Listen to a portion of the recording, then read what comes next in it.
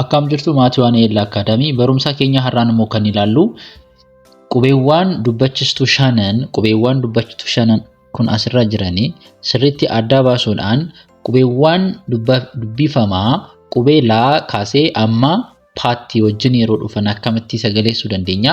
Sagalee gabaabsinee fi sagalee dheeraadhaa fi sagalee gabaabaadhaan adda baasnee kan ilaallu taana. Kanaaf viidiyoo kana amma dhumaatti ilaaltaninnaan sagalee gabaabaaf dheeraa yeroo barreessinu akkamitti barreessuu dandeenya, sagalee akkamii qabaachuu danda'u kan jedhu ni ilaalla. Inni kaan immoo yeroo dubbistan illee akkamitti sagalee isaanii adda baastanii akka dubbistanii viidiyoo kanaan ni barattu jechuudha. Kanaaf qubeewwan dubbifamaa baay'ataansee amma kan jedhanii viidiyoo kanaan duraas ni hojjedheen jira. Har'a immoo laa amma paa jiran ni ilaalla jechuudha. Kanaaf viidiyoo kana amma dhumaatti ilaala. Chaanalii kanaaf haaraa yoo taatanii chaanalii kana sabiskiraayib gochuudhaan jalqaba, akkasumas viidiyoo kana immoo laayik gochuudhaan ilaalaa isiniin jedha. Namoonni karaa keessoon Amaaraffaa, Ingiliffaa, Afaan Oromoo akkasumas herreega dabalatee sirriitti barachuu yoo barbaadanii bilbilli keenya viidiyoo kana jala jira. Nu argachuu dandeessu jechuudha. Barumsa keessanis haala gaariin barachuu dandeessu. Amma kallattiidhaan gara barumsa keenyaa ni deemna. Akkuma argitanii asiin kan jiranii qubee dubbachistuu. Qubee dubbachistuu afaan Oromoo shaanidha. Sagalee isaanii sirriitti isaan adda baasuu qabdu. Yoo isaan adda hin baasne ta'e dubbisuu baay'ee rakkatu jechuudha. Kanaaf asirraa kan jirtu qubee guddaa fi xiqqaa wal faana ni jira. Kanaaf yeroo baay'ee barreeffama keessatti yeroo baay'ee maaltu dhufa? Qubee xiqqaatu dhufa. Kanaaf isaan irra sirriitti qabachuu qabdu. Asii qubee guddaa, a xiqqaa. Asii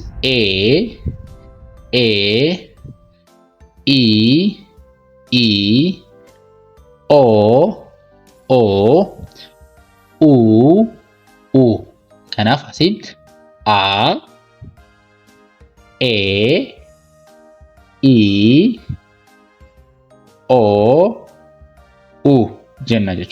u jenna jechuudha. Asimmoo kanaaf warri kun qubeen dubbachistuun kun fakkeenya wajjin kan ilaallu ta'a jechuudha. Kanaaf qubeen dubbachistu a kun qubee sagalee dheeraa fi sagalee gabaabaa qaba. Sagalee gabaabaa jechuun a qubee dubbifama biratti a tokko yeroo dhufuudha. Sagalee dheeraa yeroo jechuun immoo asii lama taatee qubee dubbifama biraa yeroo dhuftuudha. Kanaaf sagalee isin ilaalla sirriitti hordofaa. Asii a jenna. A iddoo kanatti garuu iddoo kanatti a in dheerata jechuudha. Kanaaf asii la jenna. La asii garuu laa. Kanaaf sirriitti adda baasuu qabdu. La asii immoo laa. Kanaaf jecha yeroo ijaarru jecha keessatti yeroo dubbisnu yeroo barreessinu illee afaan keenya keessatti wanta dubbannu sagaleessinu wanta gara barreeffamaatti waan jijjiirruuf sagalee kana sirriitti adda baasuu qabna. Kanaaf asii la fakkeenya yeroo ilaallu la asii immoo fa lafa jennaa jechuudha. Asii garuu laa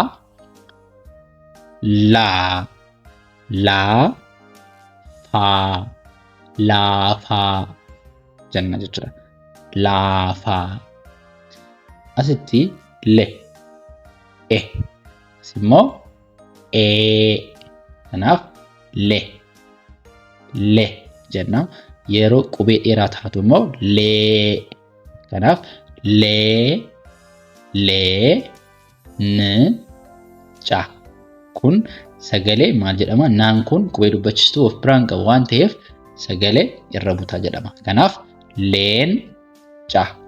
leenca jenna jechuudha. Leenca. As immoo li.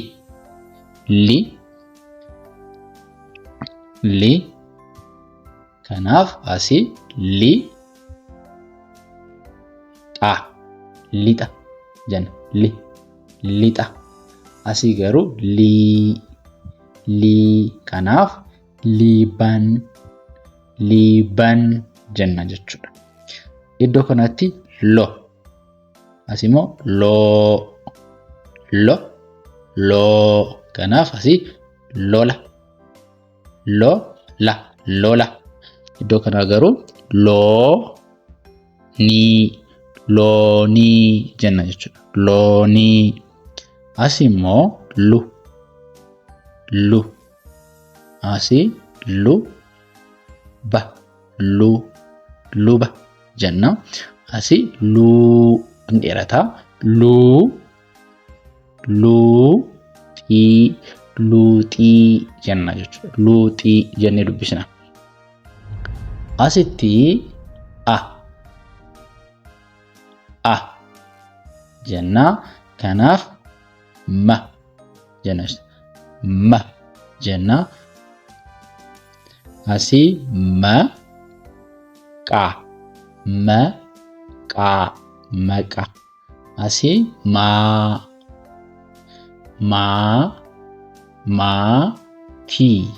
maatii jenna jechuudha. Asii me jenna.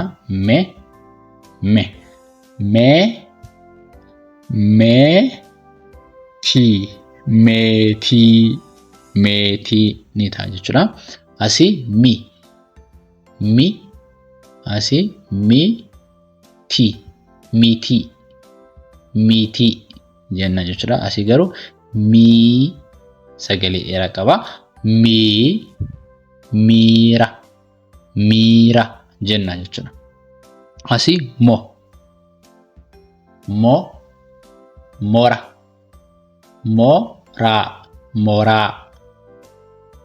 moraa jenna. Asii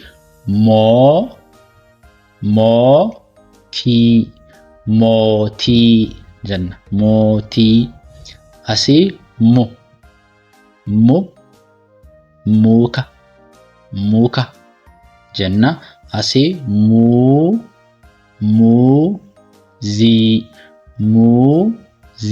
muuzii jennee dubbisnaa jechuudha.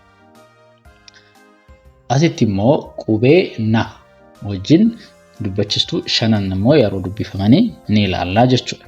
Kanaaf sirriitti hordofa. Asii waan ta'eef na jenna.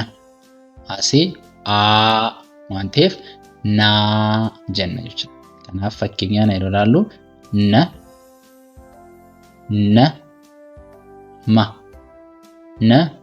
nama. Asii immoo naa. Kanaaf naa qubee dachaa chaadha. Inni kun naacha jenna jechuudha. Si sagalee gabaabaa qabu ne jenna.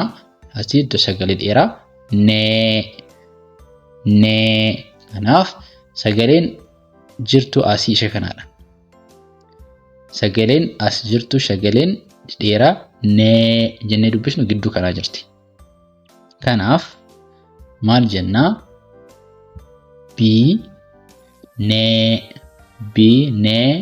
Bineensa sagalee dheeraadha. Kanaaf yeroo dubbisan illee akkuma akkasii sagalee dheeraa yeroo dhufu tokkoon sagalee tokko adda baastanii ergaa dubbistanii booddee achi booddee wal qabsiisuun ni danda'ama. Kanaaf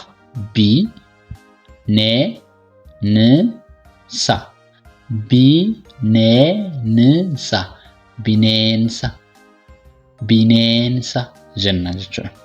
Asii ni. Kanaaf ni sagalee gabaabaasii ni jenna. Sagalee dheeraa immoo ni. Kanaaf asii niitii jenna jechuudha. Asii immoo no.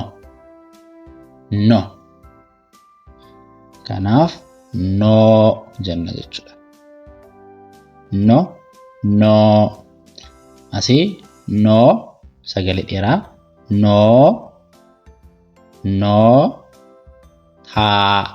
nootaa jenna jechuudha. Asii sagaleen qabnu qubee uudha miti. Waan taateef maal jenna? Nu jenna. Kanaaf gabaabsinee dubbisna. Asii garuu nuu jenna jechuudha. Kanaaf no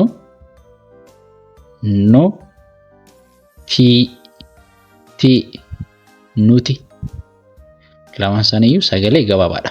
Nuti jenna. Asii garuu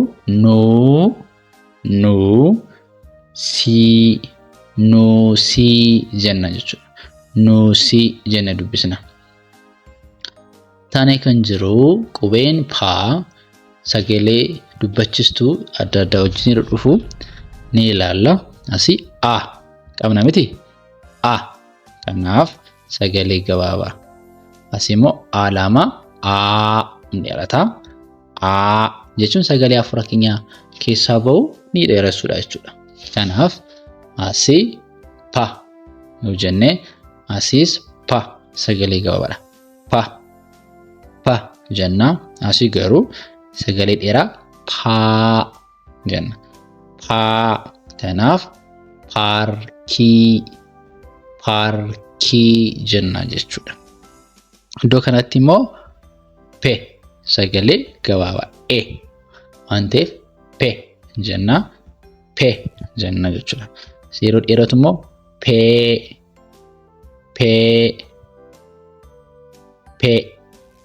pee jennee dubbisna. Iddoo kana immoo maali? Pi sagalee gabaabaa pi. Asiis pi jenna. As immoo pii dheerataa jechuudha. Sagalee dheeraa qaba. Pii. Kanaaf piizaa jenna jechuudha. Iddoo kana immoo poodha. Maaliif? O waan ta'eef gara po jijjiirama. Po. Maalilas illee po. Kanaaf poo jenna iddoo inni dheerata miti irratti. Poo. Kanaaf poomii jenna jechuudha. Poomii. Iddoo kanatti immoo uudha. Sagaleen dubbachistu keenya u. Kanaaf u waan ta'eef maal jenna? Fu jenna. Fu. Kanaaf fu. Kanaaf fuu sagalee lama yeroo ta'u sagalee qaba. Fuu jennee haala kanaan sagalee isaanii adda baasnee dubbisuu dandeenya. Yeroo barreessinu illee sagalee keenya dubbachaa jirru barreessuu yaadne sana sagalee isaa akka kanaatti sagaleessine sagalee dheeraa immoo sagalee gabaabaa qaba kan jedhu adda baasnee haala kanaan bocuun barreessuu ni danda'ama jechuudha. Kanaaf akkanatti deddeebitanii ilaaltanii viidiyoo adda addaa isiniif hojjedheen jira. Afaan Oromoo dubbisuun barreessuun ni danda'ama jechuudha. Sirriitti jalqabaa kaasee abaacaadhaa kaasee nama barachuu barbaaddan akkasumas barumsa barbaadanii barachuu warra barbaaddan Amaaraffaa, Ingiliffaa, Afaan Oromoo akkasumas herreegaallee barumsa adda addaa barachuu warra barbaaddan bilbilli keenya viidiyoo kana jira waan jiruuf karaa sooshaal miidiyaa Imo, WhatsAppii akkasumas Telegiraamiin nu argachuu dandeessu, nu bilbiluu dandeessu jechuudha. Barumsa keessanis haala garriin barsoota goomsaa qabaniin barachuu dandeessu. Barumsi keenya har'a kana fakkaataa ture. Viidiyoo kan biraan barumsa biraan amma walitti deebinu nagaan tura.